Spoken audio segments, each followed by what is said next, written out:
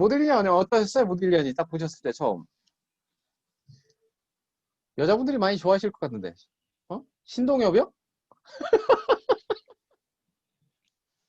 오, 적어놔야겠네. 그러네요. 그러네요. 신동엽이 생각, 눈, 코, 입이 모여있다는 말씀이시죠? 어머, 그 생각은 못했네. 여자만 밝혀요. 이 그림 보고 처음 어떠셨어요, 혹시?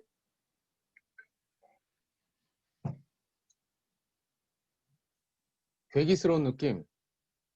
그렇죠. 그러실 수 있죠, 충분히. 어. 저도 묘했어요, 되게. 새침대기. 아름답다고 생각하시는 분 없나요? 너무 매혹적이다, 이거. 맞다. 집에 걸어놓고 싶으시다고 안 하셨나요? 헬레님? 이거, 예, 예, 그 예전에 집에 그랬, 걸어놓고 싶으시다고. 그랬어요. 예. 걸었었어요. 내가 시어머니가 칙칙한 거 걸어놓는다고 막 뭐라 하셔가지고, 어? 못 예, 걸어놓으셨다고. 지금 모딜리니 이따 이제 보여드릴 건데, 모딜리니가 거의 이제 피카소급이에요. 그림 팔리는 가격이. 그러니까 2018년인가? 아, 예. 2018년에 피카소가 이제 한번 갱신을 하긴 했는데, 피카소가 갱신하기 전에 최고가를 한번 갱신했던 게 모딜리아니 누드거든요. 이따 보여드릴 그림, 아까 그러니까 저희 밴드에 올라왔던 그 누드가 예. 대략 한 1,800억, 1,900억 가량 가요. 그 누드가. 음.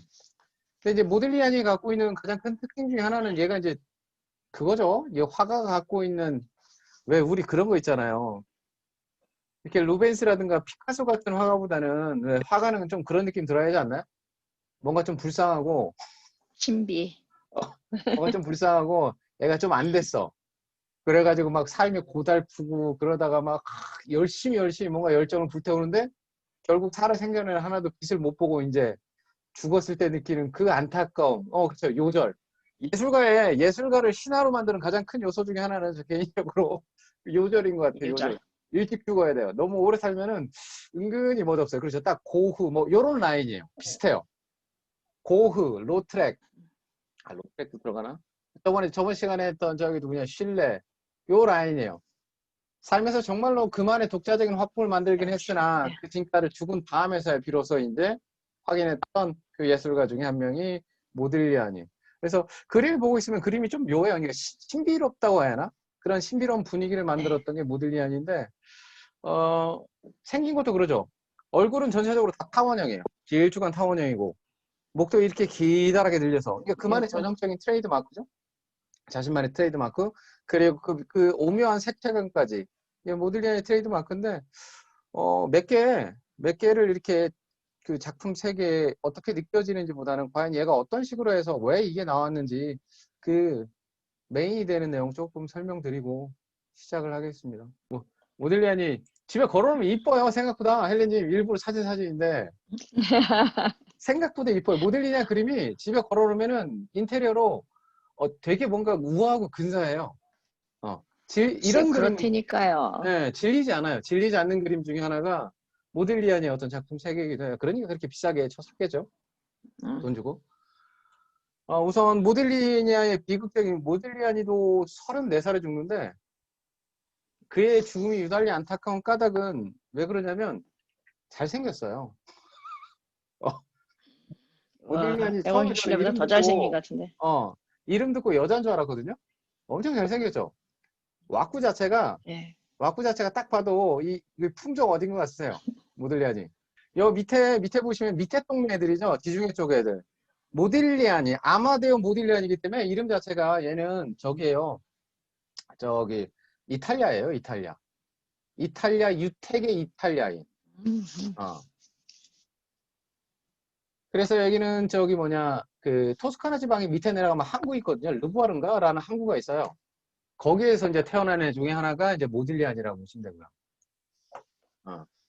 그래 지금 리보르노라는 항구나 리보르노라는 항구. 그래서 토스카나 지방에 있으니까 그 이탈리아를 쭉 이렇게 음. 봤을 때 이탈리아가 그 피렌체가 서쪽에 있거든요. 그쪽으로 내려가면은 리보르노라는 항구가 있고요. 그쪽에 리보르노. 그 항구가 예전에 메디치가가 이거 꽤 오래됐죠. 메디치가가 아예 작정하고 자기네들 휴양하려고 만든 별장 만들었던 그렇게 시작했던 항구예요. 그래서 이 항구는 휴양도시였고 어린 시절부터 휴양도시다 보니까 대단히 많은 외국인들을 이제 많이 접했던 게 모딜리아니의 어린 시절 그 태생이었다고 보시면 돼요. 그리고 모딜리아니 작품 세계 이해할 때 모딜리아니가 이탈리아 사람이라는 게 사실 그 작품 세계 전반에 지배를 해요. 얘가 이탈리아 사람이다. 근데 활동은 어디서 해요? 활동은 22살 때부터 모딜리아니는 저기서 활동하거든요. 파리에서. 우리가 너무 잘 알고 있는 얘가 활동한 동네가 제 뒤에 여기 거긴 안 나오겠구나. 그 활동했던 나와요. 동네가 몽마르트. 몽마르트예요. 네, 몽마르트. 몽마르트에서 누굴 만나요? 피카소 뭐 이런 오빠들 만납니다. 그리고 당대 유명한 뭐 시인들도 만나고 그들과 어울리면서 그림을 그렸던 게 모딜리아니의 작품 세계 변신이었고 이 양반이 이제 처음 태어났을 때 신뢰랑 비슷해요. 태어났을 때부터 몸이 안 좋아요. 신뢰가 아니구나. 태어났을 때부터 몸이 안 좋았던 게 이제 모딜리아니. 그래서 어린 시절에 이미 뭐 장티푸스라든가 폐결핵이 시작됐던 화가예요. 그래서 학업을 중단했는데 학업을 중단한 14살 때부터 바쁘기 시작했는데 한 17살에 이제 학업을 중단하거든요. 근데 얘가 그때도 그렇게 이제 이탈리아 피렌체 우피치 미술관을 가고 싶어 했고요. 어린 나이에. 피티 궁전에 가서 그 고전적인 이탈리아 그림들을 되게 보고 싶어 했던 화가가 모딜리아니였어요. 어린 시절에 아예. 그래서 엄마가 이제 아들의 재능이라든가 아들의 어떤 그 열정을 알아보고 보내줘요. 피렌체로 그리고 베네치아로. 그래서 모딜리아니의 10대의 어떤 그 예술 세계는 이탈리아에서 시작이 돼요. 이탈리아에서. 이거 되게 커요. 이탈리아에 시작된다는 거. 그래서 22살에 그 이제 파리로 나름 유학을 왔잖아요. 파리로 유학 갔을 때 어떤 느낌이었냐면 한편으로 얘는 자부심이 있었어요. 내가 이탈리아 하면 어떤 정통 클래식한 예술의 이제 본가니까 이탈리아에서 왔다는 자부심을 갖고 있었고 그래서 그렇게 부유한 상황이 아니었음에도 본인은 이탈리아였기 때문에 대단히 댄디하고 깔끔한 옷을 입고 다니면서 심지어 화방에는 그런 거 있잖아요. 예전에 그 르네상스나 고전에 해당됐던 그런 짝퉁 그림들 막 이렇게 복사해서 걸어놓은 어떤 분위기를 만들었다가 갑자기 분위기가 그 보헤미안으로 확 바뀌어요. 누굴 만나게 되냐면 거기서 피카소를 만나요. 피카소를 만나면서 예술가들이 정말 지금 여기서 꿈꾸는 어떤 예술가들의 삶이라는 것 자체가 남들한테 보여지는 그 외모 그런 게 중요한 게 아니다라는 그걸 이제 깨우치면서 기존에 있던 이탈리아 거를 좀 버리고 당시에 그러니까 파리는 피카소가 나올 1900년도 초반이니까 파리는 어떤 분위기였냐면 여전히 이제 많은 화가들이 그 새로운 어떤 화풍, 자기만의 새로운 화풍을 그렇게 끊임없이 찾고자 하는 게 당시에 이제 화가들의 그 세상이었다 보시면 돼요. 자기만의 어떤 화풍을 찾는 거. 대표적인 게 피카소겠죠. 그래서 그런 자기만의 화풍을 찾기 위해서 이탈리아 걸 버리고 당시 이제 많은 화가들의 이미 있었던 그 전에 있었던 화가들의 어떤 화풍을 많이 따라가기 시작을 해요. 그래서 첫 번째로 이제 이게 이탈리아에서 막 왔을 때 이제 그림 그렸던 안 나오네? 어머. 요게 이제 이탈리아에서 막 넘어왔을 때 그림 그렸던 이제 모딜리아니의 화풍이고 이 사람이 알렉산드르라 그래서 왜 그런 거 있잖아요. 예술가가 어느 정도 예술을 할 때 혼자 당시에 이제 돈이 없고 가난한 상태일 때 반드시 그를 먼저 알아봐주는 그런 후원자들이 나오죠. 이게 이제 알렉산드르라 그래서 의사의 겸 당시에 이제 미술 애호가였다고 보시면 돼요. 그래서 분위기라든가 느낌 자체는 이 엘그레코의 느낌이 난다고요? 그래요? 엘그레코 느낌이 나요? 하나 더 보여드릴까요, 그러면? 그러니까 그 모딜리아니의 그림의 대부분은 다 초상화예요. 혹은 누드나 인물화가 이제 대부분인데 그렇죠. 길쭉한 이유가 있어요. 엘그레코랑 약간 느낌이 다른 길쭉함이에요. 엘그레코랑 화가는 마치 이제 인간의 영혼이 정확한 어떤 형태가 없기 때문에 그 형태가 연기가 타오르는 듯한 어떤 느낌의 왜냐하면 그 신비스러운 세계를 만들기 위해서는 영혼이라는 게 형체가 없이 일렁거려야 할 거 아니에요. 그런 제스처를 잡기 위해서 이제 길쭉하게 만들었는데 얘가 길쭉하게 만드는 거는 이따가 이유가 나와요. 좀 달라요. 이거 한번 보세요. 자, 이 그림 봤을 때 떠오르는 화가 없어요, 혹시? 세잔? 그렇죠. 누가 말씀하셨나요? 민경? 야, 여기 클래스가 장난이 아니다. 이거 누구 세잔이라는 얘기가 금방 나오네. 야, 클래스가 장난 아닌데? 이거 왔을 때 뭐라냐면 세잔 회고록전 같은 게 많이 열려요. 이제 당시에 그 파리 사회에서. 이제 세잔 회고록전에 갔다 와서 거기 대단한 영감을 많이 받아서 초창기에 그가 파리에서 영향을 받았던 대표적인, 그러니까 그가 터치라든가 아니면 어떤 색을 구현한다든가 형체를 잡아가는 데서 가장 영향을 많이 받았던 게 세잔이에요. 세잔. 그래서 모딜리아니가 풍경화가 딱 4점 있거든요. 4점. 그래서 세잔 뭐 나중에 시간 되면 또 한번 할게요. 더럽게 어려운 화가 중에 하나인데 어쨌든 그 세잔의 영향을 많이 받아서 그의 작품의 어떤 그 색감이라고 할까요? 그런 어떤 터치와 그런 뉘앙스 자체는 세잔의 그 뭐지 파리 와서 봤던 그 영향이 가장 크게 들어왔던 화가가 모딜리안이었고 이 그림 보면 더 확실히 나올 거예요. 보세요. 세잔 안 보신 분들은 이제 짜증을 나나? 자, 나는 세잔이 누군지 모르겠다. 손 드세요 이제 빨리. 난 세잔이 누군지 모르겠다 지금. 뭔 소리 하는지 모르겠다. 세잔에 어떤 그림이냐면 세잔의 그 카드 그렇죠. 시대가 좋은 시대니까 그럼요. 검색하시면서 보시면 되죠. 세잔에 카드 치는 사람들이라고 한번 검색을 해보세요. 카드 치는 사람들. 그러면 딱 보는 순간 뭔가 분명히 거기는 인간이 2명이 나오고 카드를 치고 있지만 얘는 혼자서 첼로를 치고 있음에도 그 색감이라든가 아니면 형태적 구성 자체가 뭔가 대단히 비슷한 이미지가 나온다라는 거.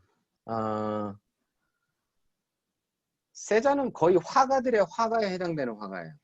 그러니까 화가들이 뭐 그 피카소 같은 경우는 세잔은 현대회화의 아버지다라고 칭송할 만큼 화가들이 그 칭송했던 화가인데 보세요. 우리도 이제 화가가 어려운데 화가들이 또 화가라고 바라볼 정도의 어떤 경지면은 대단히 깊이감 있고 어려운 세계잖아요.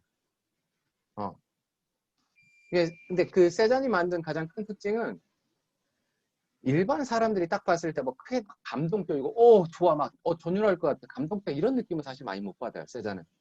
그러니까 미술을 그리거나 아니면 당시 미술계에 있던 사람들이 어머 세상에 이걸 이렇게 해냈네라고 놀라울 만한 어떤 혁신적인 그러니까 미술사적으로 따지면은 기술적인 혁신을 이뤄내요. 이게 가장 편한 얘기겠다. 세잔 같은 경우는 어떤 기술적인 혁신을 이뤄내요. 미술사에서.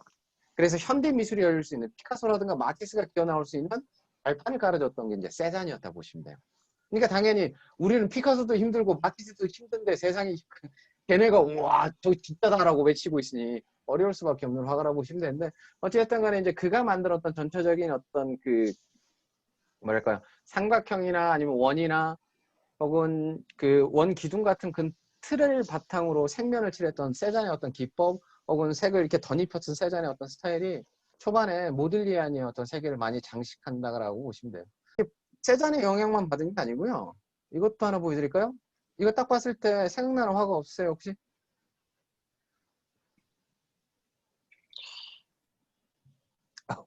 마음에 드세요 이런 그림? 모딜리안인데. 모딜리안인데. 얼굴만 딱 보고 있으면은 되게 각이 많이 서 모딜리안이. 있죠.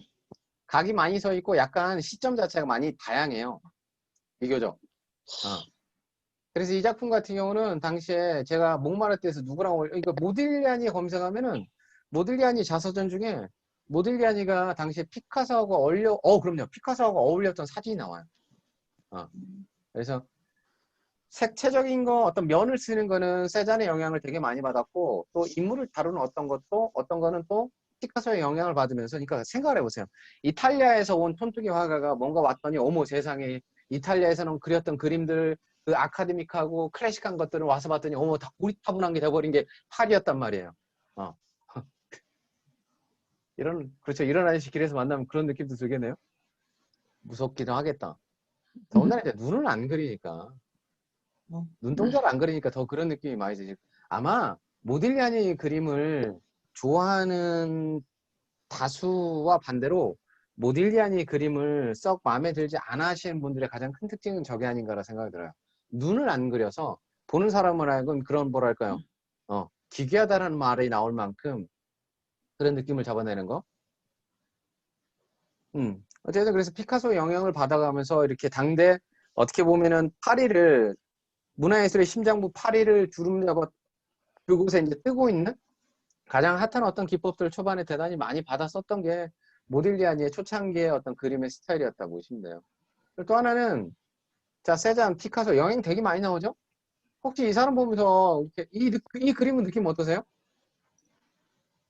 이게 밀레? 아직 모딜리아니가 자기만의 스타일을 정확하게 확고하게 자리 잡기 전에 뭐랄까 한편으로는 과도기에 해당되는 그림들이었다고 보시면 돼요. 고흐? 고흐도 떠오르고요. 그러니까 그 그림을 딱 보는 린네. 순간에 그 뭐랄까 되게 선하고 따뜻한 그런 어떤 그 사람의 심정 같은 게 이렇게 밀려 들어오죠. 어. 수채화 같은 느낌도 들기도 하네, 이 그림 같은 경우는. 요거는 로트렉의 영향을 받아. 그러니까 로트렉의 그림 스타일의 영향이 아니라 로트렉이 트랙. 그림을 보통 어떻게 그리냐면 로트렉은 그림을 그릴 때 인물을 세워놓고 모델을 그거를 완벽하게 대생하지 않아요, 로트렉은. 로트렉은 그림 보통 어떻게 그리냐면 모델을 딱 세워놓고 아주 한 30분에서 길면 1시간 안에 거의 30분에 다 끝났다 그래요. 탁 하고 대생을 대단히 빨리 끝내요. 음. 그러니까 거의 초벌 작업에 해당되는 대생을 가볍게 끝낸 다음에 그 다음에 뭐 하냐면 그 모델하고 대상이 됐던 그 모델하고 꼭 같이 가서 대화를 나눠요. 차를 마시고 밥을 먹고 산책을 해요. 그게 로트렉의 그림의 가장 큰 특징이 하나예요. 그래서 뭘 그리고 싶었을까요, 이 사람은? 내 눈에 보이는 이 사람의 외모가 아니라 이 사람이 있는 복장이 아니라 이 사람은 어떤 성품을 갖고 있고 어떤 성격에 어떤 취향을 갖고 있는 사람이구나 하는 걸 얘는 그걸 파악하려고 그래요. 로트렉이. 그래서 그 사람의 어떤 내면이랄까 심성, 인품을 그림에다 투영시키려고 했던 게 로트렉 그림이고 그런 그림의 영향을 이제 받았던 게 또 하나의 모딜리아니의 작품 세계예요. 그렇죠. 첫 느낌일 수 있죠. 그래서 모딜리아니도 그림 그릴 때 그러니까 얘는 약간 다른 게 얘는 대부분 다 인물화와 추상을 그리면서 모델이 없으면은 그림을 못 그렸던 사람이에요. 무슨 얘기냐면 이 모델과 그림을 그리면서 끊임없이 이 사람과 교감을 하고 공감을 하면서 계속 그림을 그려요. 그러니까 이때쯤 되면 화가들이 전통적인 아카데믹한 그림을 벗어난다는 게 껍데기 아름다움은 이제 의미 없어지는 시대잖아요. 껍데기 아름다움이 아니라 자신만의 화풍을 찾아야 하는데 모델리아니가 주목을 둔 건 저 사람은 어떤 사람인지, 저 사람의 심성, 저 사람의 내면, 그리고 또 하나 저 사람과 나는 어떤 관계인지. 그래서 모딜리아니는 아무나 모델로 그리지 않고요. 자기와 친하거나 자기와 가까운 사람. 그러니까 한편으로는 좀 뭐랄까요? 낯가림을 한다고 해야 할까요?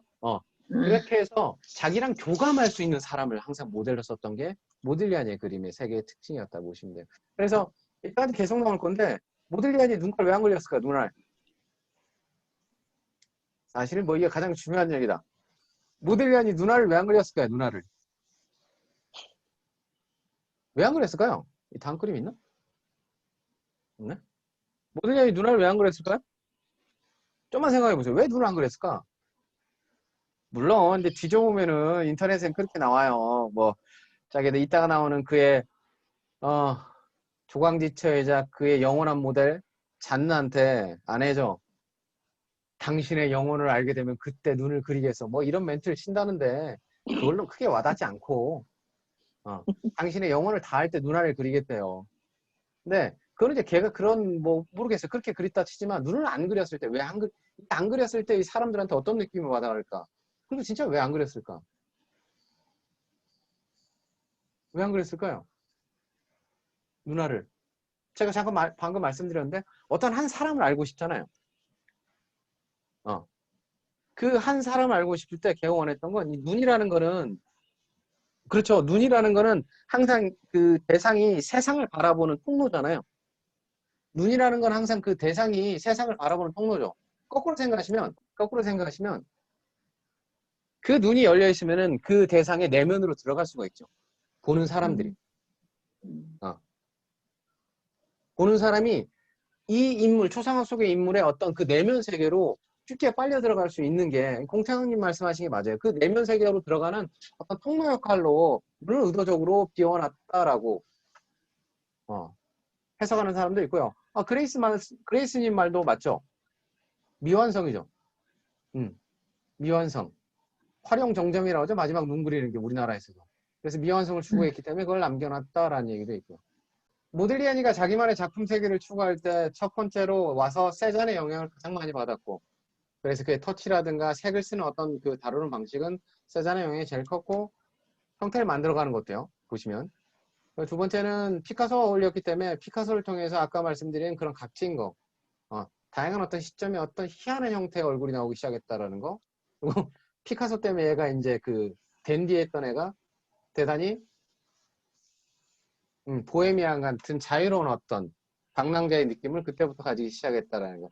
그리고 또 하나, 인물을 그릴 때는 인물과 반드시 교감하기 위해서 그 사람을, 모델을 앞에 가져다 놓고 그 사람과 그 사람 내면, 성격을 다 파악해가면서 담으려고 했던 게 모딜리아니의 초창기에 파리에서 작품 세계였다고 보시면 돼요. 그리고 모딜리아니를 작품 세계를 이해할 때 가장 빼놓을 수 없는 게 이거예요, 사실은. 이거 누가 만들었을까요? 피카소? 이거 누가 만들었을까요? 이거 더럽게 비싼데, 이것도. 이것도 한 700억 대요. 피카소? 이거요? 그런 느낌 드세요? 피카소라기는 뭔가 좀 정제되어 있다는 느낌 들지 않으세요? 모딜리아니 작품이에요, 모딜리아니. 모딜리아니 작품이라고 보시면 돼요. 이 모딜리아니가, 조각을 해요. 모딜리아니가. 모딜리아니 1910년 넘어서, 그러니까 24살 넘어서 25, 6쯤 됐을 때, 조각으로 한 4년 빠져요, 조각으로. 왜 조각으로 들어갔을까요? 왜 조각으로 들어갔냐면, 그 전까지 그리는 그림이 안 그래서. 팔려. 아직 인정을 못 받은 거예요. 어떤 걸로도. 그래서 한편으로는 직업을 좀 뭐랄까, 작업을 바꿔보고 싶은 것도 컸고, 당시에 누굴 만나냐면 프랑쿠시라고 혹시 아세요? 프랑쿠시라는 조각가? 루마니아 조각가. 요거 한 번 보신 적 있지 않으세요? 요거? 이 돌덩이. 네, 본 것 같아요. 처음 보시는구나. 그냥 넘어갈게요. 중요한 거 아니니까 넘어갈게요, 그냥. 여하튼, 맞아요. 포옹이에요. 되게 유명한 작품 중에 하나인데, 프랑쿠시라는 애를 만나서, 얘가 한편으로는 친구이자 스승 같은 애였거든. 이게 또 이제 프랑쿠시를 만났다라는 게, 작품 세계가 변하는 게, 분명히 주변에 있는 동료나 화가나, 혹은 또 다른 어떤 시인이나 어떤 후원자를 통해서 바꾸는 것도 있지만, 얘가 당시에 이제 또 자기의 거처를 바꿔요. 어디로 바꾸냐면, 몽마르트 말고요. 몽으로 시작되는 데가 있어요, 파리에. 몽으로 시작되는 데, 몽파르나스라고 있어요. 몽파르나스 있어요. 네, 몽파르나스. 그레이스님 맞다. 그레이스님 말씀하신 것처럼 이 대리석이 아니라 대단히 단단한 화강 같은 걸로 쳐서 만든 거거든요. 조각하기 쉽지 않았겠죠. 그래갖고 이거 조각하다가 폐병 걸려요, 더. 원래 폐결핵을 앓고 있었네였는데 4년 동안 맨날 돌을 띵띵 터대니 당연히 그 폐가 남아나지 않았겠죠. 그래갖고 더 힘들어져서 이걸 더 이상 조각을 못하고 다시 그림으로 들어와요. 저기 어디냐, 몽파르나스 쪽 가면은 에꼴드 파리라고 해서 저기 그 이제 인상파처럼 그런 애들이 또 만들어져요. 그래서 에꼴드 파리라고 하기도 하고, 혹은 이제 우리나라 말로 하면 이거 몽파르나스 파라는 표현을 쓰거든요. 몽파르나스 파. 거기에는 주로 외국에서 온, 그러니까 프랑스 애들 말고 유럽 다른 그 나라에서 온 그 외국 예술가나 아니면 음악가나 어떤 시인들이 모여 있는 게 이제 몽파르나스였어요, 당시 상황이. 그래서 걔네는 에꼴드 파리를 만들어서 뭘 외치냐면, 전통적인 어떤 그림 그 방식을 버리고 우리만의 개성 있고 독자적인 어떤 예술을 만들자라고 이렇게 하는 어떤 부류들이 모여 있는 게 당시에 몽파르나스였어요. 그쪽으로 옮겼고, 거기서 이제 브랑코치라는 이 그 당대 잘 나갔던 조각가를 만나서 그때 이제 조각을 하기 시작을 해요. 이 조각을 보여드린 까닭은, 당대 제일 잘 나가는 조각가 누구인 줄 아세요? 프랑스 파리에? 여러분, 이 조각가 한 명밖에 모를 건데? 로댕? 로댕. 그럼 알고 있는 조각가 한 명밖에 없잖아요. 프랑쿠시를 몰라도 로댕을 아실 거 아니에요. 로댕이 있었어요. 뭐 말도 못할 정도였죠, 로댕이야, 그 명성이. 근데 항상 로댕을 비판했던 게 저기 모딜리안이에요. 못마땅했어요. 야, 조각을 저렇게 하면 안 되는데. 왜 그러냐면 로댕은 대부분 다 석고 틀을 터서 이렇게 많이 만들었거든요. 로댕이 작업 방식이. 근데 그게 자기는 조각이라고 생각을 안 해요. 왜? 자기는 어떤 것만 조각이 생각해요? 진정한 조각은 돌로 만들어진 거. 어디서 왔기 때문에? 이탈리아에서 왔기 때문에. 알리. 이탈리아에서 왔기 때문에 이탈리아의 조각이죠. 그가 생각한, 왜냐면 아니 이탈리아 피렌체, 로마, 베네치아에서 봤던 그 수없이 많은 위대한 조각들은 다 뭐예요? 다 대리석으로 만든 거잖아요. 그러니까 그 머릿속에 가장 이상적인 조각이라 하면 당연히 대리석을 깎아서 만드는 거죠. 다만 달라진 거는 전통적 방식이 아니죠. 단순화시키죠. 아까 프랑쿠시 잠깐 보여드렸죠. 대단히 단순화시키면서 그 대상의 본질을, 그 내면을 이렇게 함축시키는 그런 형태의 조각을 했던 게 당시 이제 모딜리안이고, 또 하나 이제 생각하셔야 할 게, 여기서 이제 증상 나오기 시작하죠. 어때요? 네. 형태가. 제가 일부러 사진을 길게 늘려드린 게 아니라, 길쭉. 원래 이렇게 길쭉해요. 음. 조각 자체가. 예. 왜 길쭉하게 길쭉, 했을까요? 길쭉. 이거 왜 얘는 길쭉, 이거 한번 생각해보세요. 왜 인물을 저렇게 길쭉하게 뽑았을까? 물론 아까 이제 그레이스님이 말씀하신 것처럼 보여드릴게요. 그러면 엘 그레코는 이런 느낌이에요. 이런 느낌. 물론 엘 그레코도 길게 뻗긴 하는데, 아까 말씀드렸죠. 엘 그레코는 이런 느낌이라고요. 단단한 형태감이 없어요. 마치 촛불이 이렇게 올라가는 어떤 그런 느낌, 혹은 어떤 연기가 이렇게 올라가는 느낌의 형태예요. 엘 그레코 그림은. 근데 단단하잖아요. 얘 거는. 보세요. 그런 느낌은 아니죠. 이거 되게 큰데? 왜냐면 아무리 단순화시키고, 얘 그림 보시면 아무나 단순화시키고 뭘 해도 얘가 가지고 있는 선의 기본은 어디서 나오는 거예요? 그럼요. 계속 나오잖아요. 르네상스, 이탈리아 고전에서 나와요. 되게 우아하고 우아하면서 단단한 어떤 곡선미. 그리고 왜 이걸 길게 뽑았냐고요? 아유, 다 나온다니까 이게. 매너리즘. 이탈리아 매너리즘. 피렌체 우피치 미술관 가면 제일 많이 만나는 게 이탈리아 또 하나의 매너리즘이거든요. 매너리즘은 르네상스 시대에, 르네상스에 너무나 획일화되어 있고 완벽한 어떤 형태감이 이제 지루하고 진부하다 느껴졌던 화가들이, 야, 그림의 형태를 좀 변화를 줘볼까 해서 길게 늘어뜨리는 거. 그래서 그림 보시면은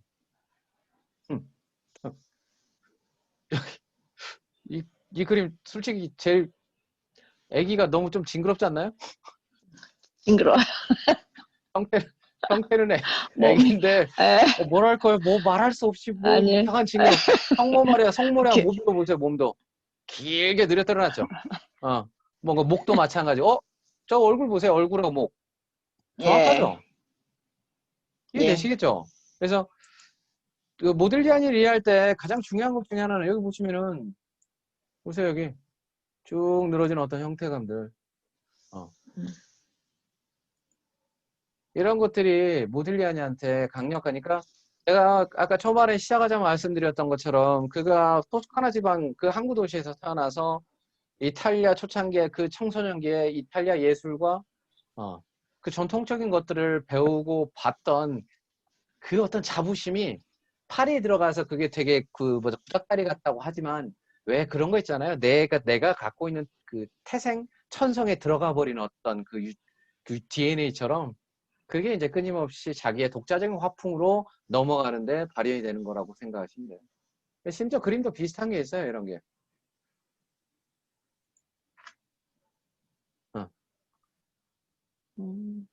뉘앙스도 비슷하죠. 쭉 물론 이제 주제 자체는 당시에 주변에 있던 주변 사람들을 그린 거지만, 모딜리아니가 아이를 되게 좋아했었던 시절이 있어요. 한 2년 정도. 그러니까 1919년. 모딜리아니는 1920년에 죽어요. 우리나라가 3.1절 1919년 아닌가요? 우리나라 3.1절? 맞아요. 맞죠, 맞죠. 19년이에요. 그 다음에 네. 죽어요. 그렇게 기억하시면 돼요. 그 다음에 모딜리아니는 죽는데, 어쨌든 1919년, 18년에 얘가 유독 이제 아이와 어린아이의 그림을 많이 그려요. 그 이유는 자기 첫 번째 아이가 태어나거든요. 그래서 유달리 이제 아이들이 눈에 보이고 사랑스러운 어떤 것들을 그림 속에 많이 담았다라는 거. 모딜리아니도 되게 성공하고 싶었어요. 네, 모딜리아니는 슐레랑 이제 비교가 되네. 저번 시간에 했던 슐레랑 비교되면, 슐레는 천재적인 예술성도 있었는데 한편으로는 수완도 되게 좋았어요. 수완도 되게 좋아가지고 후원자들, 처음에 슐레 그리고 보면 사람들이 야씨 뭐야 이거 다 이러잖아요. 그러면은 딱 두 가지래요. 아예 됐다고 단절시켜 버리거나, 아니면은 살만한 사람이라고, 괜찮은 후원자라고 생각하면은 이런 얘기를 해요. 지금 이 그림이 새로운 시대의 그림이고, 당신이나 되니까 이런 그림의 예술의 가치를 알아보는 사람이다. 라는 게 이제 신뢰가 갖고 있는 어떤 당시 멘트였어요. 그러니까 나름 뭐랄까요. 사업가적인 어떤 수완도 갖고 있었던 반면 모딜리아니 같은 경우는 젬병이었어요. 그런 사업적 수완이라든가 이런 거는. 음. 그런 캐릭터였고 어쨌든 그래서 모딜리아니 이제 그림의 가장 큰 특징 중에 하나는 조각에서 조각을 하다가 4년 동안 조각을 하다가 아까 말씀드렸죠. 폐병이 더 심해졌다고. 그래서 더 심해지고 또 하나는 조각을 더 할 수 없는 까닭은 자 그림 그리는 게 돈 들어요. 조각하는 게 돈 더 많이 들어요. 그럼요. 딱 봐도 조각하는 게 돈 더 많이 들죠. 그래서 그 비용적인 부분을 감당을 못 하는 거예요. 안 그래도 가난한데. 그래서 다시 이제 그림 쪽으로 넘어오게 되는데 한때 이제 자기가 조각가로서에 대한 열망이 있었고 그 조각의 모티브가 됐던 게 대부분 다 아프리카 원시 조각들이었어요. 그리고 이 아프리카 원시 조각은 단순히 모딜리아님한테 영향을 미친 게 아니고요. 이 아프리카 원시 조각이 있어서 누가 나오는 거냐면 피카소가 나오고 마티즈가 나와요. 피카소의 입체파도 사실은 아프리카 원시 조각에 있던 그 아프리카 가면에서 나온 거고 마티의 초창기의 작품들 또한 그런 아프리카 가면에 영향을 받은 푸른 우주 같은 작품들이 있거든요. 그러니까 유럽 사회에 아프리카의 그 원시적인 형태와 색감 자체가 우아하고 어떤 새로운 비전을 제시했다거나 뜨겁게 화가들한테 당연히 이제 모딜리아니도 거기에 꽂혀가지고 아프리카 그 조각을 닮는 어떤 형태를 뽑아냈는데 그 조각상의 느낌을 고스란히 이제 그림에 투영시키기 시작하는 거예요. 그게 이제 모딜리아니만의 화풍이에요. 그래서 이 제목이 뭐냐고요? 앨리스요. 아세요? 예? 앨리스? 모딜리아니 동네 애 이름인데. 저도 몰라요, 누군지. 앨리스고, 여하튼 그래서 그림 딸이랑 닮으셨어요? 딸이 자랑하시는 거죠, 지금 미인이라고. 아니면 되게 미인이라고 지금 자랑하시는 거고. 어. 현대미술의 과정이, 진짜, 그레이스님 말처럼 참 아이러니컬한 게, 현대미술을 열었던 가장 중요한 영감의 원천이 됐던 게 신기하게도 오리엔탈리였고요. 오리엔탈리즘이었고, 또 하나가 아프리카였다라는 거, 아프리카 문명이었다라는 거. 또 서양 문명이 갖고 있었던 그 문명의 한계점을 결국 진해가 극복하지 못하고, 진해가 항상 어떻게 보면 그 당시 진해는 선진국이니까 밑으로 봤던 후진국에 해당됐던 동양과 그리고 아프리카 문명이 이렇게 들어와서 서양 예술에 새로운 전기를 마련해주죠. 그래서 얼굴 보고 있으면은 어떤 느낌이 드세요? 아프리카 가면이라는 딱 느낌. 그거를 조금 뭐랄까 부드럽게 펴발랐다는 느낌? 음. 그래서 모딜리아니 그림을 봤을 때 대부분에 등장하는 이제 그 인물들의 특징이 이래서 이제 완성이 돼요. 아프리카 가면이기 때문에 각이 막 서 있고 당연히 그 각을 세우는 방식은 피카소의 영향을 받았고 그리고 그래 물감을 터치하는 물감을 사용하는 방식은 세잔의 영향을 받았고 그리고 그림을 그렸을 때 인물의 전체적인 형과 형태와 선의 그 곡선의 느낌은 당연히 이탈리아의 고전적인 어떤 우아한 선을 가져다 썼던 거. 그게 모딜리아니의 화풍에 깔려있는 밑바탕이라고 보시면 돼요. 저도 이게 모딜리아니 그림이라는 걸 되게 놀랐는데 말괄량이 삐삐 같네. 이거 제목 물어보지 마세요. 제목은 뭐냐면 이걸 뭐라 그러죠? 피그테일이라고 그러는데 한국말 뭐죠 이거? 이거? 이거? 양갈래 머리. 예, 여하튼 그걸 한 소녀예요. 제목은 그냥. 제목은 특별히 없어. 소년이 아니고 소녀예요, 소녀? 눈알이 있죠? 모딜리아니가 다 네. 눈깔 없는 줄 알았죠? 눈알이 있는 거 많이 있어요, 생각보다. 음. 어떤 느낌 드세요? 그래서 의도적으로 집어넣었는데 눈알이 들어오니까 어떤 느낌 드세요? 동양적인 느낌도 들고요. 없는 게 더 편할 것 같다. 눈알 없는 게 더 편할 것 같다는 느낌 드세요? 그러니까 눈알이 들어오는 순간 그런 느낌 들지 않으세요? 그 모딜리아니가 갖고 있었던 그 신비스러운 느낌 사라져 버리죠. 맞아요. 모딜리아니 그림이 갖고 있었던 그 신비로운 어떤 느낌은 사라져요. 다만 이제 이 눈을 네. 통해서 모딜리아니가 잡고 싶었던 건 이 소녀의 정직함과 순수함. 아마 이 소녀를 그리면서 그 눈을 대단히 많이 봤던 것 같아요. 그래서 이 맑은 눈을 통해서 전해주는 그 영혼의 깨끗함, 그 정직함, 뭐 그게 이제 포인트여서 그 눈을 집어넣고 당연히 이제 소녀가 갖고 있는 에티고 말갈량이 같은 기운도 있었고요. 공타광님 같이 생겼다고요? 분당에 계시는 지금 저희 참석자 중에 계시는 공태강님처럼 생겼다고요?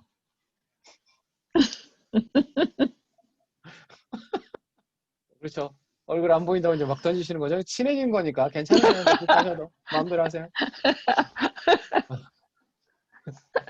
찌보르브스키라고 그래서 러시아 사람이고, 집으로 아, 당시에 이제 몽마르트에서 제가 그러니까 파리에 움직이면 두 군데라고 보시면 돼요. 몽마르트랑 네, 몽파르나스인데 몽파르 몽파르나스 왔어요. 넘어갔을 때 새로운 후원자를 만나요.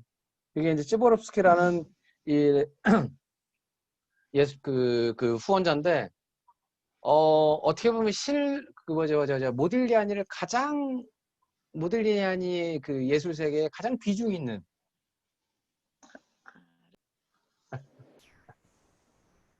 제가 발음이 시발로무스키로 들렸어요 이게? 아니에요. 지보르브스키. 죄송해요. 맞네요. 이름이 레오폴드였네 앞에가. 이름이 찌브롭스키는 성이었고. 여하튼 그 얘가 어느 정도였냐면 1918년이 되면은 이미 이제 그 잔느를 만나서 사랑에 빠져 있었을 때 얘가 폐결핵이 되게 심해져요. 폐병이 되게 심해지고 그래갖고 더 이상 이제 그 파리에서 작가 활동을 못 하니까 직접 얘가 니스로 이제 보내죠. 그러니까 얘가 집도 구해주고요. 화실도 구해주고 모델도 구해주고 주변에 어떤 평론가라든가 예술가도 소개시켜줬던 게 이제 이 사람의 당시 역할이었다고 보죠. 그래서 나름의 이제 그 모딜리아니가 첫 전시회도 열 수 있는 그런 계기도 마련했던 사람 중에 하나고 또 이 양반 때문에 이 양반 만나러 가서 자기의 영원한 피앙세 잔느를 만나게 돼요. 되게 그 인생의 가장 큰 영향이죠. 그래서 이 사람 덕분에 이제 당시에 요양을 하러 니스로 가요. 니스로 가가지고 당연히 당시에 니스에서 니스를 왜 가냐면 1차 세계대전 터진 다음에 예술가들 그쪽으로 많이 피난가 있었거든요. 거기서 이제 마티스도 만나고 저기 누구냐 르누아르도 만났던 게 여튼 또 다른 그의 작품 세계에 영향을 주는데 얼굴이 타원형인 거는 이제 학자들마다 주장이 좀 여러 가지가 있는데 그 아까 잠깐 중세 예술에 대해서 잠깐 말씀드렸다 그랬잖아요. 그런 복합적인 게 반영이 됐다고 보시면 돼요. 중세 예술 보면은 항상 그거 아세요? 이렇게 뒤에 이렇게 후광이 있는 거? 후광이 있고 그 후광과 같이 인물 자체가 보여주는 이미지 자체가 항상 전체적인 타원의 이미지가 있었다 그래요. 모딜리아니 눈에는. 그래서 그 느낌을 잡아내기 위해서 타원형으로 많이 그렸다는 것도 있고 저 눈도 보시면은 대부분 다 그거 아시죠? 눈 짝짝이고 눈 조그만해 그리고 거의 떼진 느낌으로 그리는 거. 모딜리아니가 이 사람의 심리적 상태와 이 사람의 어떤 기분과 이 사람의 성품과 혹은 이 사람의 나의 관계성을 가장 공을 많이 들이는 게 눈을 얼마나 삐뚤고 찢어지게 혹은 어떤 형태로 놓냐라고 얘기를 하더라고요. 그래서 모딜리아니 그림 속에서 분명히 눈알은 없지만 저 눈 부분이 저 사람하고 교감할 수 있는 가장 중요한 형태라는 거. 그래서 말씀드렸잖아요. 이 사람 내면으로 들어갈 때 그 사람 내면으로 들어갈 수 있는 통로 역할을 하기 위해서 눈을 의도적으로 비웠다는 얘기가 나름 설득력 있는 까닭이 그런 것이었다라는 거. 이 그림 봐도 그냥 딱 봐도 이 사람 때깔나 보이죠? 이 사람 입고 있는 옷이라든가 이런 느낌 저만 그런가요? 부자 같아요. 그렇죠. 딱 네, 봐도 부자 부자라는 같아요. 느낌, 부자라는 느낌이 확 네. 들었던 게 이 사람 같습니다. 모딜리아니한테 뺄 수 없는 게 사실은 잔느죠, 잔느. 잔느 에비테리온. 잠깐 뒤에 발음이 또 기억이 안 나네. 잔느인데,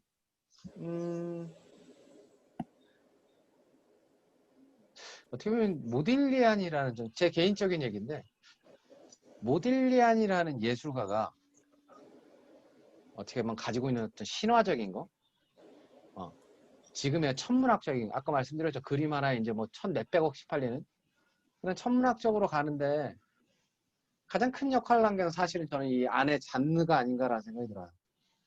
안에 잔느. 그러잖아요. 자살한 화가는 있어요. 자살한 화가는 있는데 남편이 죽자 그 안타까운 마음에 다음날에 5층에서 투신한 그런 사랑하는 연인을 갖고 있는 화가는 세 개 없거든요. 더군다나 잔느는 당시에 임신 8개월 차였어요. 그리고 잔느는 둘 사이에서 낳았던 한 살배기 딸이 있었고요. 물론 이제 그렇게 그 마음이 이제 이해가 되는 게 얘가 이제 말년에 가면은 그 모딜리아니가 이제 폐병이나 이런 게 심해져가지고 살아가는데 집에 장작 뗄 돈도 없는 거예요. 약할 돈은 없는 것뿐만 아니라. 그런데 덜컥 둘째까지 임신하니까 저기 잔느 집안은 부유한 카톨릭 집안이었거든요. 더 이상은 안 된다고 하고 딸을 데려가서 모딜리아니를 못 만나게 하는 거예요. 그래서 모딜리아니가 막 술 먹고도 혹은 밤늦게 찾아가서 그 집 문 앞에서 기다렸다가 다시 돌아가고 하다가 결국은 마지막에 이제 그 파리 병원에 들어가서 이틀 만에 생을 마감하는데 잔느는 모딜리아니가 죽은 다음에 그 영안실에서 모딜리아니를 봐요. 그러니까 보러 가고 싶었는데 가족들이 안 된다고 이제 엄마랑 동생이 심지어 막 그 뭐지 누나 누이방을 지키고 있었으니까 못 나가게. 그러다가 죽었다는 얘기를 듣고 시체 영안실 가가지고 그 시신을 만지면서 통곡하고 울었겠죠. 근데 이것도 항상 저희가 그랬어요. 저 잔느가 내가 죽더라도 꼭 당신의 모델이 되어줄게라는 얘기를 되게 많이 해요. 그러니까 모딜리아니가 아프잖아요. 폐병이 있죠. 그것도 얘기해줄게요. 모딜리아니가 술과 마약을 많이 한 거 아세요? 정확하게 마약이라고 하면 맞죠? 제맛거거든요. 술과 그러니까 얼마나 멋있는 화가예요. 일찍 죽었죠. 알코올 중독과 마약 중독, 폐병, 그리고 자살, 아내의 자살. 야, 이렇게 드라마틱한 스캔들 갖고 있는 화가 몇 명 있어요. 그러니까 이런 것들이 전설을 만들어낸다니까요. 근데 실제로 모딜리아니는 술과 그 마리아나를 어디서 배우냐면 이탈리아에서 배워요. 그 예술학교에서. 베네치아 있는 예술학교에서 가가지고 보들레리에 심취해가지고 그때 막 책을 읽으면서 그 예술하는 친구들하고 술과 이제 마약에 졌는데 파리 와서 유독 더 이게 술과 마약에 의존을 많이 했거든요. 사랑하는 아내가 있는데 왜 그랬냐면 이게 최근에 밝혀진 건데 같이 토론을 하고 어떤 새로운 예술을 하고 있는 예술가 친구가 폐결핵을 앓고 있는 환자라 그러면요 사람들이 안 어울려져요. 아세요? 어. 그러니까 최대한 자기가 폐결핵의 환자인 거, 그러니까 얼굴 색부터 시작해서 혹은 이게 전염될 수 있다는 어떤 그런 생각까지 사람들이 갖고 있을 때였으니까 그거를 최대한 감추기 위해서 술과 마약에 의존했다라는 게 이제 최근에 나온 얘기 중에 하나거든요. 술과 마약에 의존하는 순간 그때는 사람이 어떻게 돼요? 사람들을 만났을 때 대단히 쾌활하고 유쾌한 사람이 되니까. 물론 이제 그래가지고 이제 술 먹고 진상이 되는 경우도 많긴 많았는데 어쨌든 그때 그런 그 아픈 그 모딜리아니를 보고 잔느가 항상 했던 얘기가 그래요. 너 걱정하지 말라고 내가 꼭 천국에 가서도 당신의 모델이 되어주겠다는 얘기를 살아 생전에 같이 있을 때 빈번하게 해줬고 그렇게 사랑하는 남편과 마지막에 아이까지 임신했는데 보지 못하고 있는 상태에서 가족들한테 어떻게 보면 막힌 상태에서 그랬을 때 유설 남길 때 그렇게 남겼다 그러잖아요. 내가 천국에서라도 당신의 모델이 되어줄게 하고 새벽에 동생이 자고 있을 때 다음날 동생이 지키고 있을 거 아니에요. 방에서 다음날 새벽에 동생이 자고 있을 때 창문 열어가지고 뛰어내려버린 게 잔느. 근데 이 잔느의 죽음 다음에 생각해보세요. 당시 여러분이 파리 시민이었고 파리 살고 있을 때 이 사건이 뉴스에 나왔어요. 얼마나 많은 화가들이 당시에 있었겠어요. 이 화가는 누구야? 안 그래도 사실은 무슨 누드화 전시회 때문에 시끌벅적했던 화가인데 이 화가에 대한 새롭게 조명이 되죠. 그걸 어떻게 하냐고요? 딱 모딜리아니가 죽은 일주일 뒤부터 당시에 2달러 드로잉은 뭐 40센트에 팔렸던 모딜리아니 그림이 모딜리아니 죽고 딱 일주일 뒤부터 천문학적 가격으로 올라가기 시작을 해요. 당시에 파리 화단에서. 어쨌든 얘기를 왜 하고 있지? 그 잔느를 만나게 됐던 게 레오폴드 시발로스키 찌보로스키 이 사람을 만난 다음 여기서 이제 그게 이루어졌다. 그래서 그 잔느를 그렸던 게 잔느를 만났을 때 자기 영혼의 반쪽을 찾았다는 생각을 했었고 그러니까 나의 최고의 모델이자 그리고 나의 연인이고 가장 사랑하는 사람 그게 이제 담겨 있었던 게 모딜리아니가 그렸던 잔느의 그림이에요. 그래서 잔느와 함께 있던 시간이 모딜리아니 인생에서 가장 행복했던 시간이라고 고백을 했다라고 해요. 이게 잔느 초기에 그린 잔느의 모습.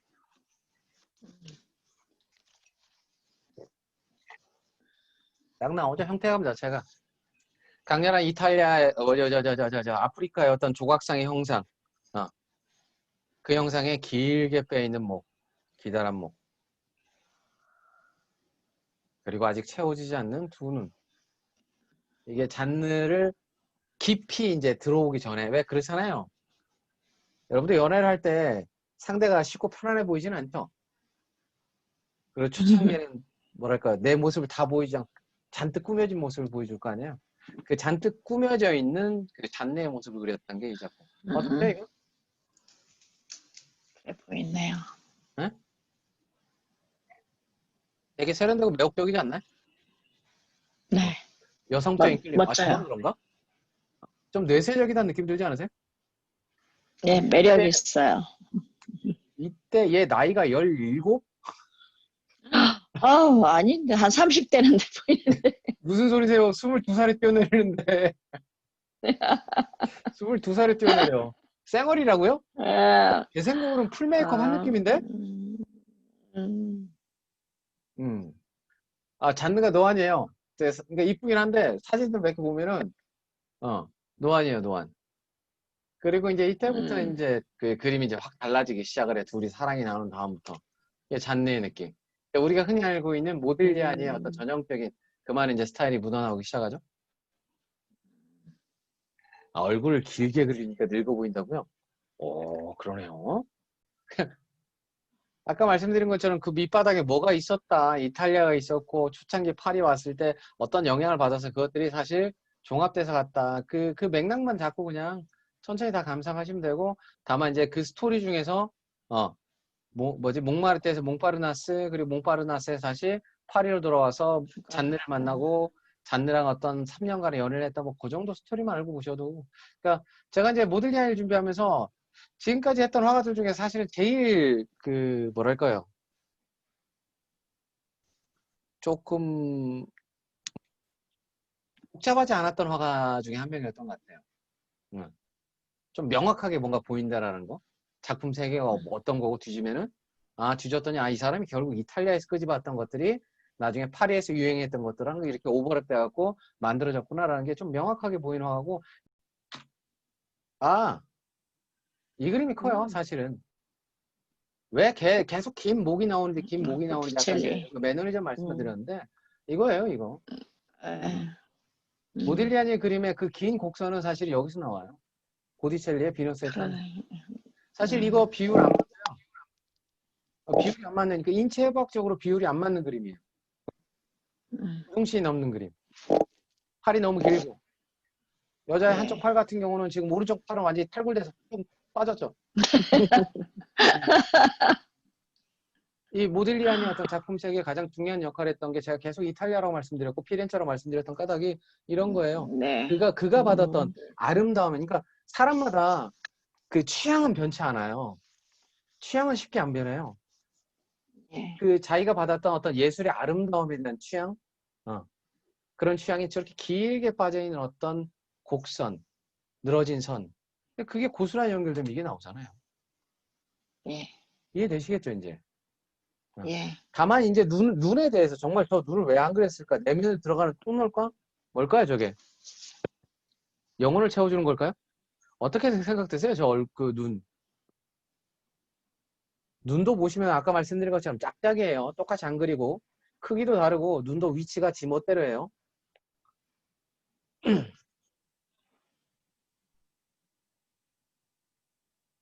아니, 정답은 없어요. 제가 이제 아까 말씀드린 건 통속적으로 나오는 얘기고 나는 저 눈이 없어서 그러니까 아까도 보여드린 것처럼 눈이 없기 때문에 그렇죠. 차별에 대한 전략이죠. 눈이 없기 예. 때문에 대단히 신비스러운 느낌이 있다라니까요. 어, 예. 실력이 맞아요. 부족해서 아니에요. 그럴 수도 있, 어, 뭐 그럴 그 수도 이전에 있겠죠. 눈 그림들, 음, 음, 그 이전에 눈알 그림들 다 훌륭했는데요, 왜. 음.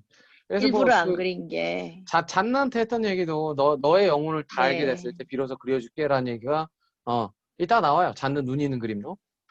근데 눈을 비워서 아까도 말씀드렸잖아요. 그러니까 여러분이 그러니까 아프리카 조각이라든가 여러분이 아프리카 가면을 제대로 안 봐서 그런데 그걸 딱 만나는 순간 그 되게 묘한 느낌이 있어요. 그 주술적인 느낌. 우리는 문명에 예. 살고 이성에 살고 막 그런 시대를 살고 있는데 그런 그 원시적인 조각을 만났을 때 풍겨지는 초자연적인 어떤 그런 묘한 느낌이 있거든요. 근데 대부분 다 아프리카 가면이 눈이 있어요, 없어요? 다 뚫려 있죠. 어. 음. 이해되시겠죠? 그 영향력도 없진 않았고 또 하나 이제 이건 이제 이제부터는 이제 제 생각인데 뭐냐면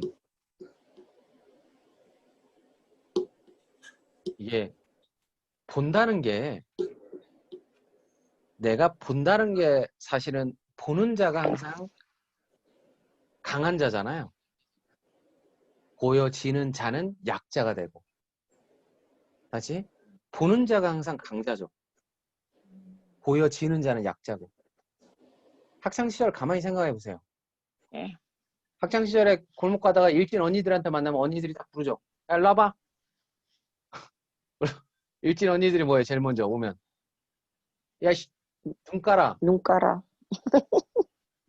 그때 만약에 눈 깔지 말고 계속 한번 쳐다보세요. 바로 귓방머리 나와요. 그런데 귓방머리를 5대도 맞았는데 계속 쳐다보고 있죠?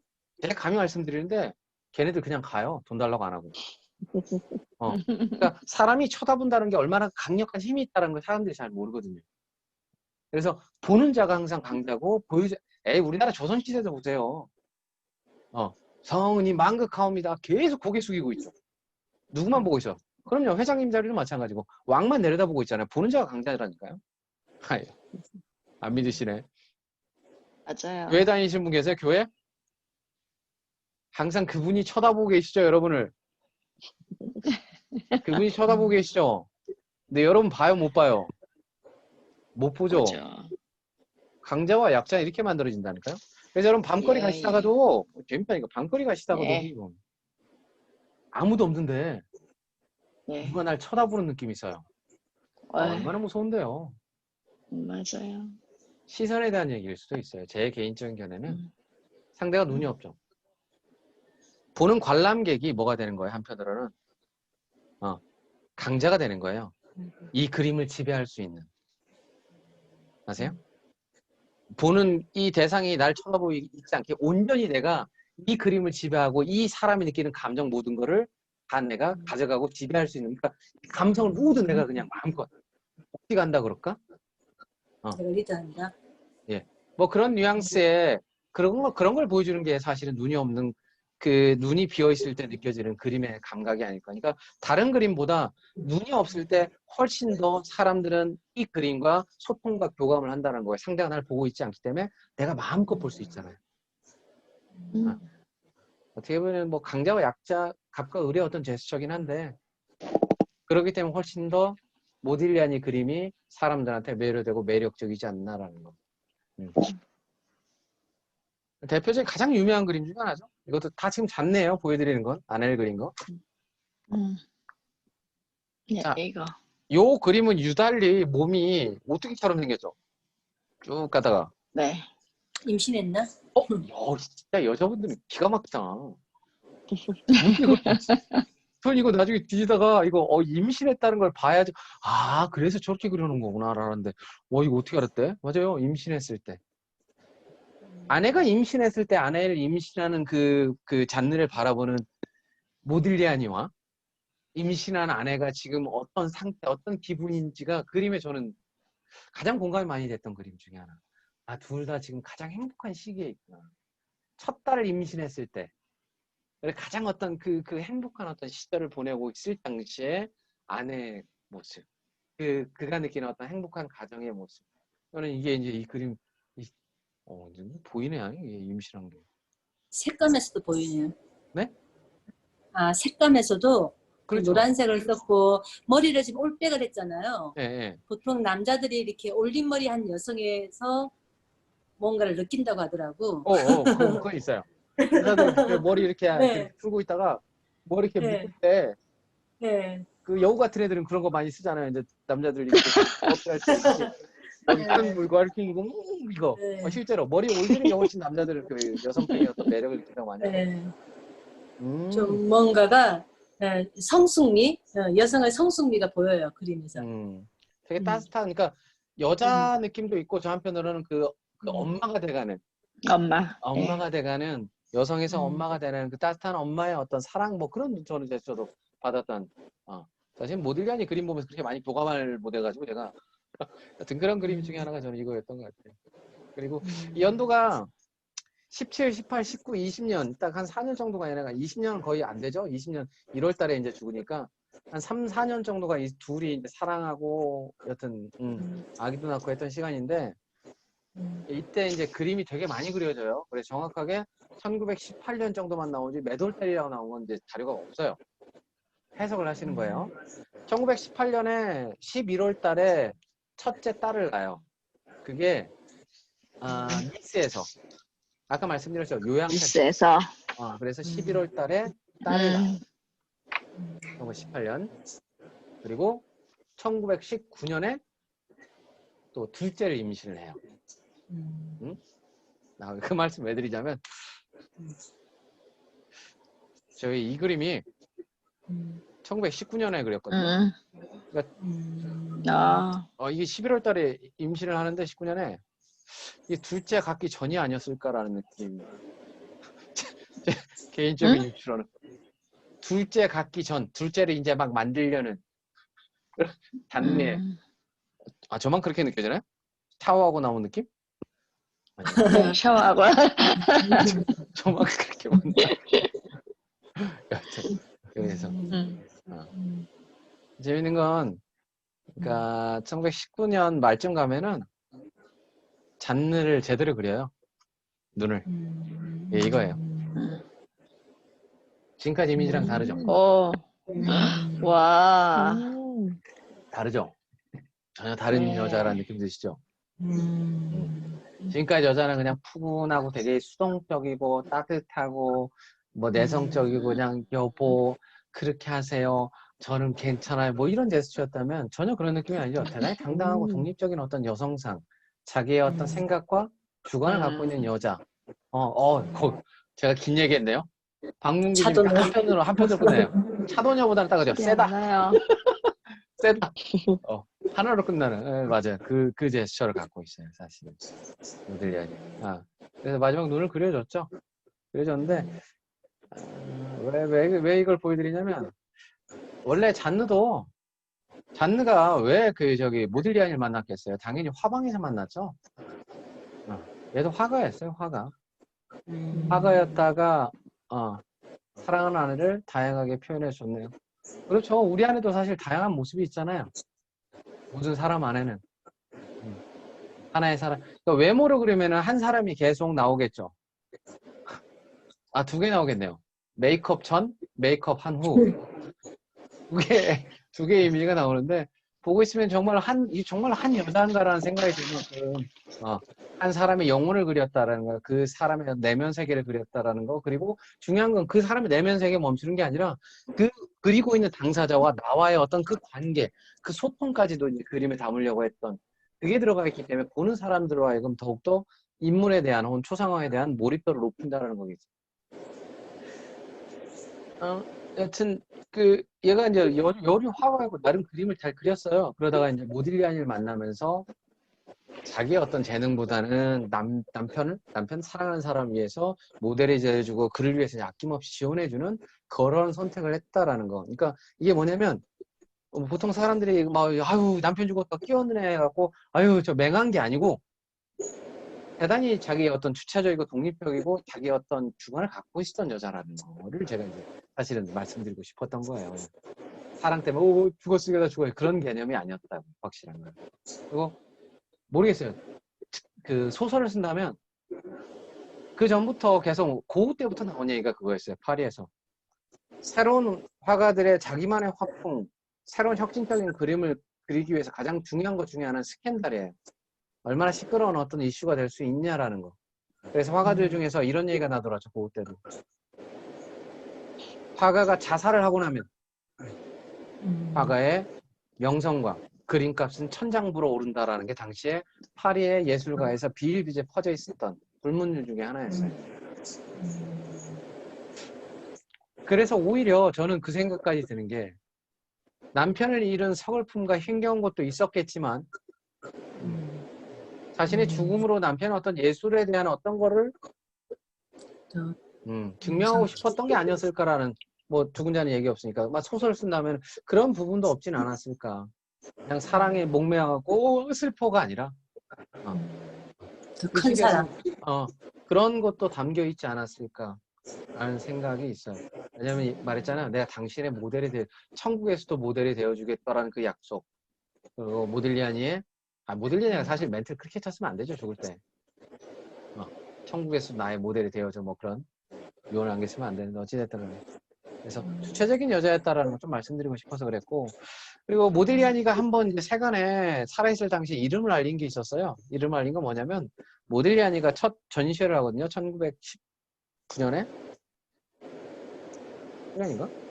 18년이구나. 17년, 18년 사이일 건데, 누드 전시회래요. 자기만의 작품을 이제, 아까 레오폴드 시발로브스키가 도와주셔서 첫 전시회를 열어요. 근데 문제는 전시회가 딱 오픈되자마자 4시간 만에 경찰이 들이닥쳐요. 그래갖고 작품들을 다 수거해 가버린다. 다 수거하진 않았어요. 특정 작품들이 있었어요. 그게 모딜리아니의 누드들이었어요. 모딜리아니 누드는 대단히 외설적이고 퇴폐적이고 저속하다 그래서 싹 걷어가요. 왜 그러냐면 파랑에서 전시회를 할 때 어떻게 하냐면 어떻게 됐든 간에 사람들의 눈길을 끌어야 할 거 아니에요. 그래서 창가에다가는 그 누드만 다 전시를 해버린 거예요. 그러니까 전시회가 열렸을 때 그거 보려고 그 화랑 앞에 인파가 막 몰려버리니까 여튼 퇴폐적인 이유로 경찰이 들이닥쳐갖고 전시회가 이제 엉망진창이 됐는데 그때 나왔던 누드들이 이제 천문학적으로 팔려요. 이게 1999년인가? 이게 1억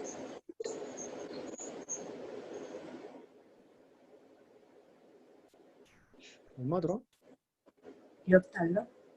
이게 700억, 800억 정도. 800억 정도 했던 누드고요. 그리고 이거 얼마 정도 할 거 아세요? 이게 2015년에 나왔구나. 이게 소도비에서. 소도비에서 이거 하나니까 소도비의 메인 상품 중에 하나였죠. 이거. 1,000억? 이게 1,600억. 1,600억이 낙찰됐다. 당시에 경매사상 4번째로 높았던 가격 중에 하나인데 보시면은 아시겠지만 보세요. 분명히 터치라든가 색감이라든가 이거는 그 당시에 유행했던 파리의 화풍의 제스처가 있는데 모델이 아내였다는 얘기가 없어요. 근데 재밌는 건 아내였을 확률이 높아요. 그 시기에 그렸기 때문에. 입장 바꿔서 이게 다 잔느를 사귀고 있는 기간에 그려진 거거든요. 저도 이제 한 가지 희한한 게 얼굴이 다 몸뚱이도 그렇고 몸도 그렇고 잤는가라는 생각이 드는데 그거에 대해서는 지금 정확히 누구라고 나온 그게 없어요. 그래서 저도 말씀 못 드리겠는데 어찌됐든 간에 제 개인적으로는 잤느라고 생각이 들어요. 아내를 그렸다고 생각이 드는데 얼굴이랑 몸이 너무 달라서 외설적으로 안 느껴진다고요? 그럴 수밖에.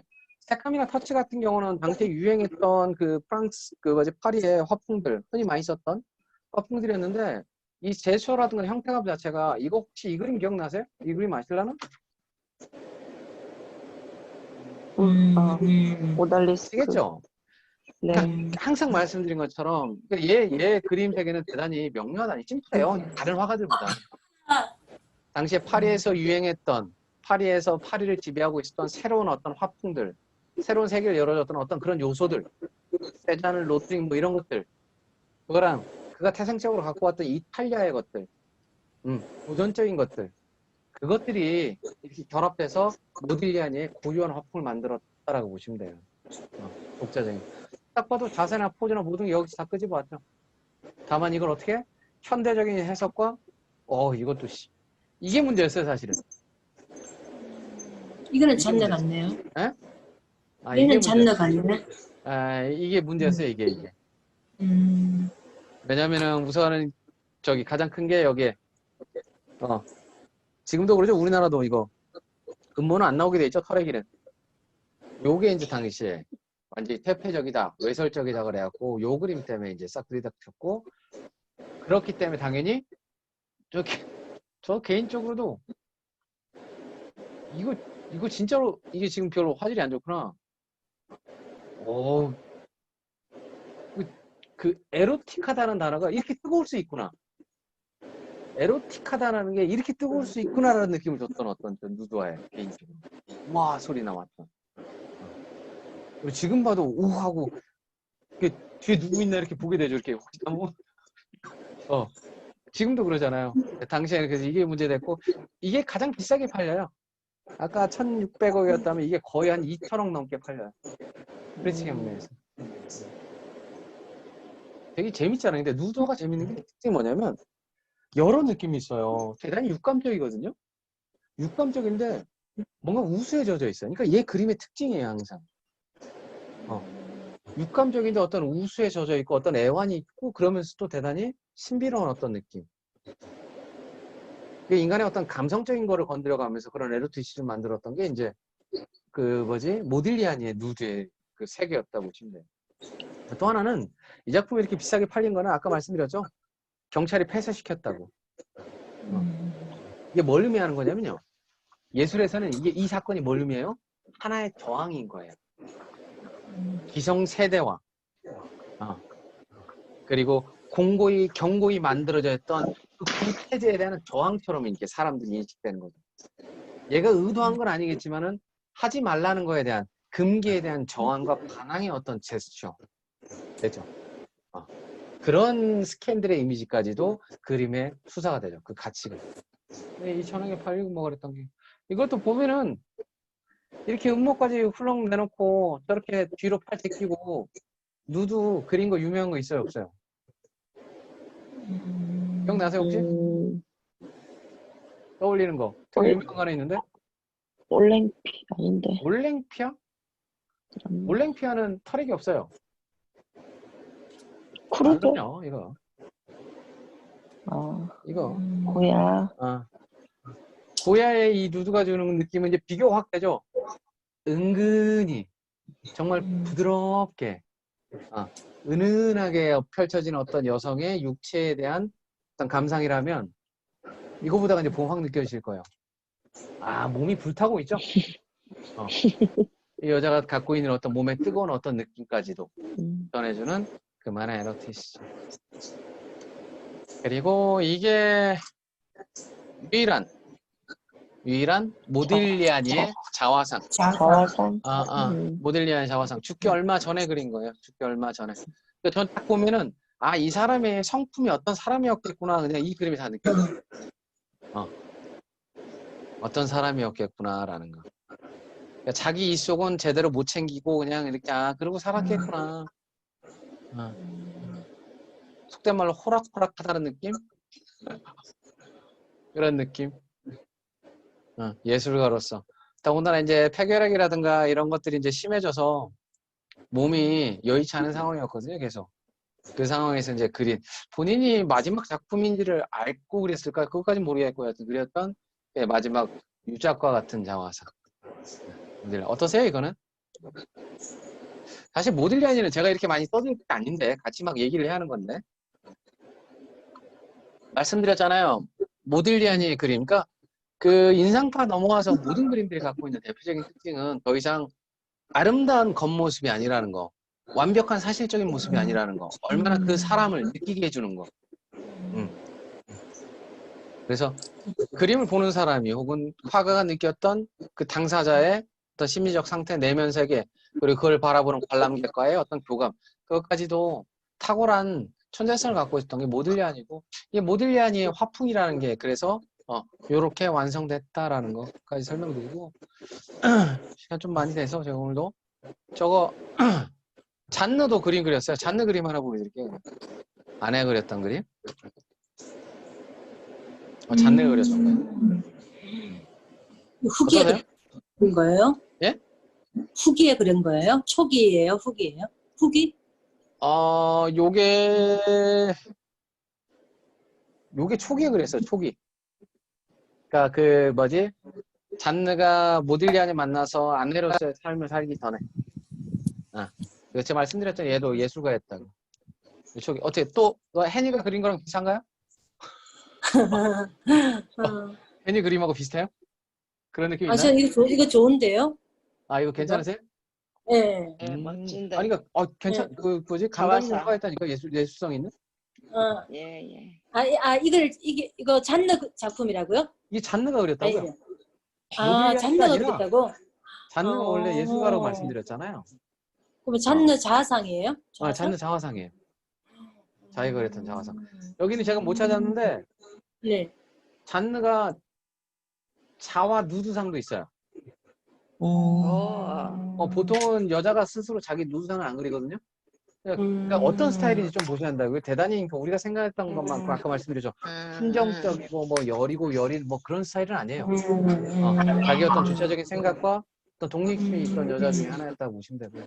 시대를 앞서간 여자네 그 그럼요. 당시에. 예, 맞아요. 얘는 코가 없네요. 그러네요. 코를 수술하고 싶다는 욕망 아닐까요? 여튼 잔느가 저길 그린 게 있어요. 모딜리아니. 그거 아, 한번 보여주세요. 모딜리아니. 이게 잔느가 그린 모딜리아니. 아,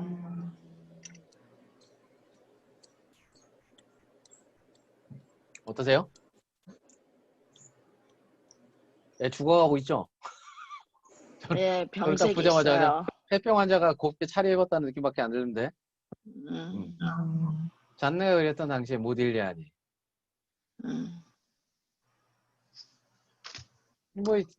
오늘 사실 이 모딜리아니 제가 이렇게 많이 떠들어야 하는 게 아닌데 각자의 감상 어떻게 느끼고 난 이렇게 어떻게 보여요 그게 좋은데 그렇죠. 힘이 없어 보이죠.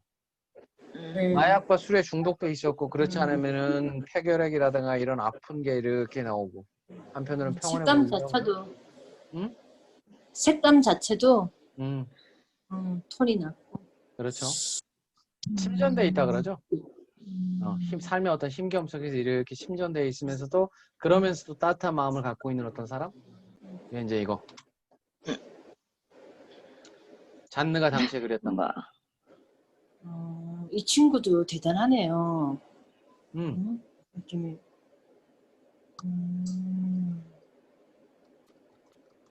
짐작되시죠? 샤갈 분위기가 나오나요? 그러네요. 그렇다. 가슴이 터질 듯. 아니요. 칼 들고 있죠, 오른손으로. 예, 자해하는 건가? 그렇죠. 너무 지금 아프고 남편을 못 보고 지금 배에는 아이가 있는데 불까지 하니까 뭐 그런 걸 세상에. 이제 했고 저게 이제 복선이 됐겠죠? 그래서 결국은 생을 마감할 수밖에 없었다라는 거.